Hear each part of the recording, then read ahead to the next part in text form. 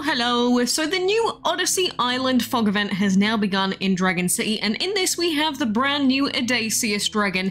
And so today I wanted to share with you the map guides that I've created for this event. There's one just if you want to go for the dragon itself, and there's also one if you want to go for the bronze spearheads alone. We will go through that in a moment, but if you want to know where you can download these maps for free, feel free to join my Discord server, which I have linked in the channel description. It's also in the video description and should be in the comments as well. And if you scroll down into the DC event guide section, you will see both of these map guides posted. The only thing that I will say about the second map, the one for the event items only, is that this has just been put together. So if anyone does find a more optimal path, I will update this and upload this into the Discord server, so stay tuned. But this is a good old-fashioned fog event, and when you're playing these fog events, do not click any of these buttons at the bottom that say uncover, next piece, or reveal. Don't do it. I'd also highly recommend with fog events to go ahead and collect all of your currency from your resets first, and then in, say, the last reset or the second to last reset, spending it all then with the help of the map guides that will show you how much currency you'll need. Because if you collect all of your currency and you work out exactly how much currency you have, then you know exactly what items you can go for additionally to the basic path. But if we just go through this map guide here, we would start in the center, which if we open up this event, which is this tile right here, and from the basic path, we've also got Ditlet, but their map doesn't work very well. But using the map guide, we would immediately be heading down, because you can see the starting point. We go down, right, down a little bit to the right, up, come back up, left, top left, and then top right. So that's why I've done those in that order. Total cost would be 5,410, but the total that we can get from resets is 5,400 currency, which means that to just get the dragon himself, you'll just need to get 10 additional currency. So on top of logging in for resets and collecting your currency, you can get 600 currency per reset in these events, and if we feed up our dragons, then that will give us the 600 currency super quickly. Normally you'll do it with a level 1 dragon, and you log in every 8 hours and get the currency from that. We do also have quests on at the moment that can give 500 total currency, which is the Odyssey quest over here, and so I highly recommend that you do these quests as well. And there is also a bronze spearhead available as a reward in this as well. So along with doing the resets and doing the quests alone, you can get just under 6,000 total currency. And then we've got ads as well that are going to be coming in. So depending on how lucky you get with the ads, you may end up being able to completely finish off and get all of the bronze spearheads potentially, but that one's a more expensive path than just getting the dragon himself. But definitely log in, get your currency from these stages, and get the bronze spearhead if you're logging in a lot.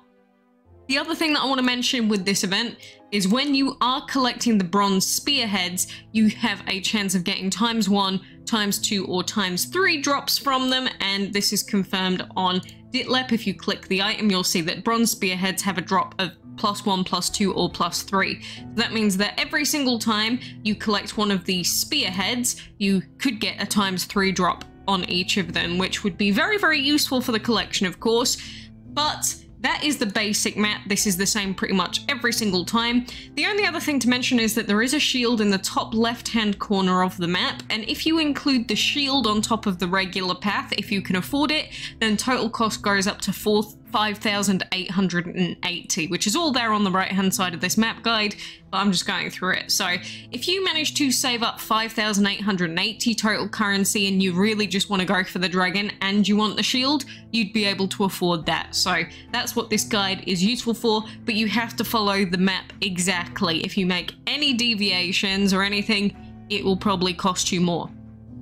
And then the second map guide that we've got, of course, we've got the starting tile, but instead of going directly down, we would start by going to the right, then bottom right, bottom left, left, top left, and then top right. And again, this path is for the bronze spearheads only, so this will not give you the Odysseus Dragon. It will only give you the bronze spearhead event items, which they are pretty useful because if we check out the collection, you know, the shield, you can get drops for the high Siren Dragon. The bronze spearheads, you can get some Joker orbs, like legendary Joker orbs, some perks as well. So getting lots of these spearheads can be useful if you want to finish off this collection, but it's your choice as to whether you want to go for the collection or whether you just want to unlock the new Odysseus Dragon. I mean, he is a Dream Primary Element Dragon, which is interesting, and he's got the Happy Element.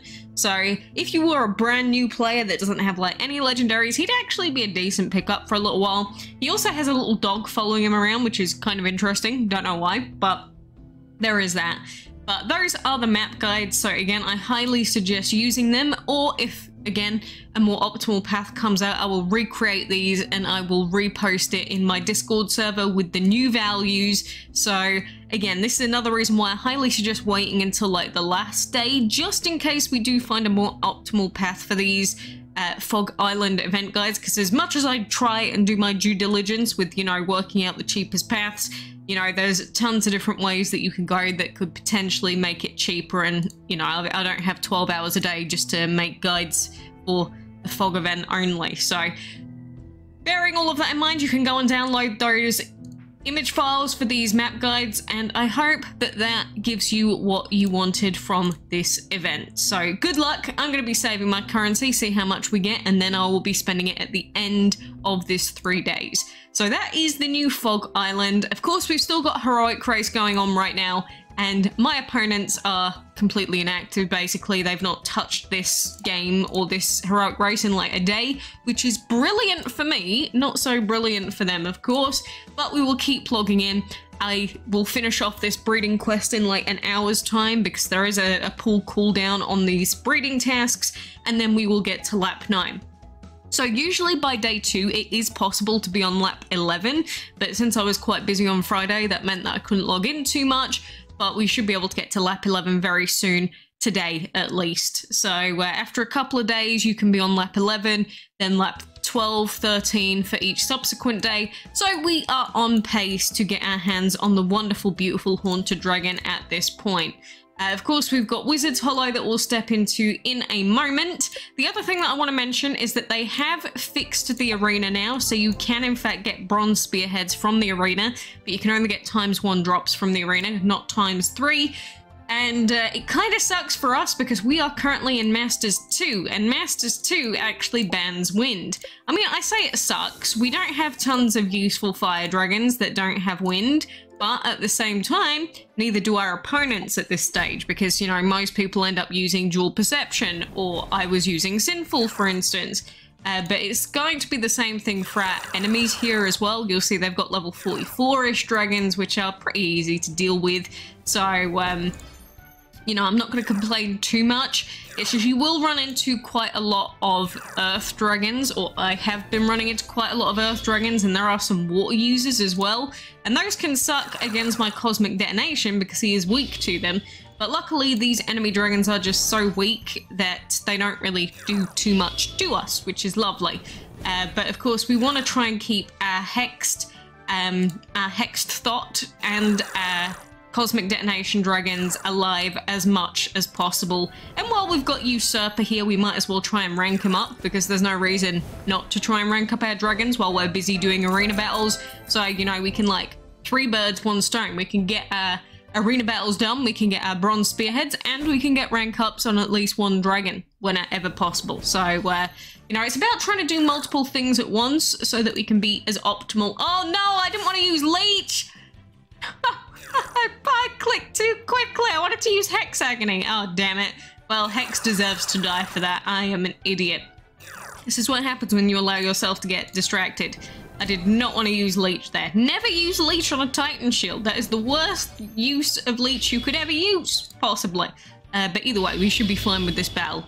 You know, I'm gonna cope for a second and say that just because it doesn't really matter too much, like, I don't think that doing that is going to impact the result of this. So, that's why I'm gonna cope and say that it doesn't matter. But, yeah, you got to see me misclick there. Have fun with that. But yeah, definitely make sure that you're doing all of your arena battles if you can.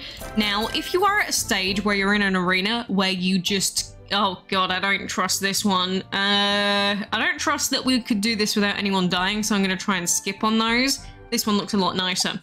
But if you are in an arena where you can't really do very much because the enemies are just a much higher level than you, the enemy dragons are so much better than yours, then what you really should have done before this event started was you should have deranked, really. And I do say this a lot. If you are at an arena that is just way too difficult for you, there is nothing wrong with deranking. And deranking is quite easy, it's quite quick, and there is no real downside apart from obviously your placement in that arena for that season will be slightly lower. But if you don't do it, then you're just going to end up with fewer event items, and if we ever do have an arena chest coming up for Alliance, then you're going to get screwed over with that as well. So you should always be very, very mindful of what is potentially coming up in terms of events. I know events themselves are hard to predict because, you know, things can change, unexpected things can come in, but at the same time, always be aware that we can have events like this one where they could give us, you know, event items that we really need to finish off a collection. So I have mentioned it many times before, I will mention it again, just be very, very careful of where you are in the arena and just derank between events if you need to. Like, if you're just starting to struggle even, maybe just derank beforehand in case anything comes up. But, you know, these level 40 dragons, love them. I will face level 40s in Masters 2 any day. And you see, this is one of the benefits of playing during these particular Masters 2 arenas, or particular arenas that ban quite common elements. It just means that when the enemies are also hit by that, you'll see that tons of enemies don't have high level dragons at all. They have like level 40s, level 45s, maybe some crappy level 50s. Of course, if we had a level 70 cosmic detonation, we would be having the easiest time of our life right now. But since I focus more on collection rather than empowerment, I stopped empowering my cosmic detonation. So we have a slightly tougher time, but that's what our tower usage is for. We use our special tower to help us out during these times, and he does good work because we get our additional bonuses basically from doing that. Now I do want to use cosmic incineration on him because we're not going to be able to use it against firework. So let's use it on Pixel, then we can use it on the level 40. The ones that I can't use cosmic incineration on are the pests. They are by far the biggest pests in this arena, and just any that are, you know, aren't weak to it in general, because that is our strongest attack by far with cosmic detonation, and it's why cosmic detonation is so good for a breedable legendary. But we can get through this fight without having to use it on the highest level dragon this time. So it's fine. I won't complain too much. But Daddy Sunbringer bringing it home once again, like he always does. And luckily, because this dragon, this heroic, has a Phoenix perk, we can finish it off with a little bit more ranking for our wonderful Usurper. And by wonderful, I mean Usurper isn't that wonderful, but it's a vampire. Might as well get some free orbs of it. So there we go, there are all of our arena fights for now. So again, once I do one more fight, we could potentially get a drop of the bronze spearhead. There's no guarantee, but it could happen, and this fight looks quite easy unless we get absolutely destroyed by revival karma. Maybe I'd risk that, but that is a little bit dicey because he does have a water attack against Daddy Sunbringer. Anyway, we'll get to that when we get to it. So all of this combined, we do also have an alliance chest, of course. That's a hatching chest. I hate having hatching chests while we're in the middle of heroic races, but it is what it is. What I have been doing, however, I think I've got at least a reset for one of these breeding items. Luckily I do, lovely. I have been doing breeding for Haunted or Curtis, depending on my mood, in one of my breeding dens. So I make sure that these two are full first with Terra and Terra, so that I don't accidentally breed it in there. And I'm just doing it in this one. Now, it would be more optimal for me to be doing the breeding for that in one of these because they're the upgraded breeding dens. But I prefer to have these here to do Terra breeding, just because they're next to my hatchery. So I'm just doing breeding only in my sanctuary right now for these two, which we're probably not going to be successful. But just in case we are one of these times, it's my once a day, let's last ditch attempt, or 2 a day last ditch attempt. So I guess we shall do a Wizard's Hollow while we're here. Having Bisexual Eternal in the Hollow is really not too bad, especially with this quest currently ongoing. So if you wanted to spend some gems, you could get a Mythical Egg Chest as well, so it's not too bad. The only problem is you'll have to bank on getting gems back just by, you know, sheer luck rather than us. Oh, that sucks getting in that early. I'm going to play once, and then once we run into the second wizard, if it's anytime soon, I'm just gonna leave. No point in us spending too much more because I already have Bisexual Eternal. It's just we might as well see if we can get a Mythical Egg Chest, or see if we can just get some other spicy goodies while we're here. So yeah, I'll give it 5 each time these days, just because I have a decent amount of gems, but like running into 2 wizards before room 10, nah, I'm gonna quit out on that one. If I run into the wizard after room 10, I normally feel a bit better about it, but that early on, I'm not gonna waste 15 gems and for a potentially really bad run on a dragon I already have. So there is that, and like I did mention earlier, make sure you're watching your ads to get your extra fog currency. You can get up to 1,000 fog coins out of the roulette wheels, and if you do, that would make it real easy to finish off the spearheads. Or if you go for the dragon, then you can just walk over to some spearheads anyway. So there is that, and we usually get 2 sets of ad watches that give us bonus currency. So you've got quite a few chances to potentially get the 1,000 drop. But the 1,000 drop is, of course, quite a low chance. So get watching your ads, get doing your collection stuff, and make sure you're not forgetting about good old heroic race like the people on my leaderboard seem to have done. So don't be like them. Just do your race. Get your sirens. And, you know, even if you're active like me, your opponents aren't necessarily going to be active. Mine are like inactive completely now for over a day. So don't give up. I believe in you. If you keep logging in and you're consistent, usually you will win these races unless you come against a really big gemmer. So, any hooskies, good luck, and I hope to see you soon.